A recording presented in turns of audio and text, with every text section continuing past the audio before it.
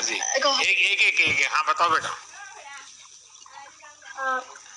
Sir नमस्कार sir, Vidhi Chaudhary Guwahati royal global school से। गुवाहाटी से सर आपने हाँ सर हाँ गुवाहाटी बताइए। से। हाँ सर मैं बस ये कहना चाहूंगी, आपने जिस तरीके से कहा अभी कि 1 तारीख सुबह तक सबके मन में इतनी सारी चीजें थी। सर आपने जैसे ही स्टार्ट किया था, आपने अपना एग्जाम वॉरियर्स के बारे में आपने बताया था, तो मैं बस एक चीज कहना चाहूंगी इधर सभी से कि मैं 10वीं कक्षा में थी जब मेरी 10वीं की परीक्षा होने वाली थी, और मैं ट्रैवल कर रही थी, कलकत्ते से यहाँ आ रही थी, और एयरपोर्ट में मेरे को आपकी बुक दिखी। सो मैंने तुरंत ही उसे खरीद लिया था। मेरी 10वीं की परीक्षा होने वाली थी। मेरा ये खुद का एक्सपीरियंस था। सर मैंने 1 महीने तक रोज उस बुक को पढ़ा था।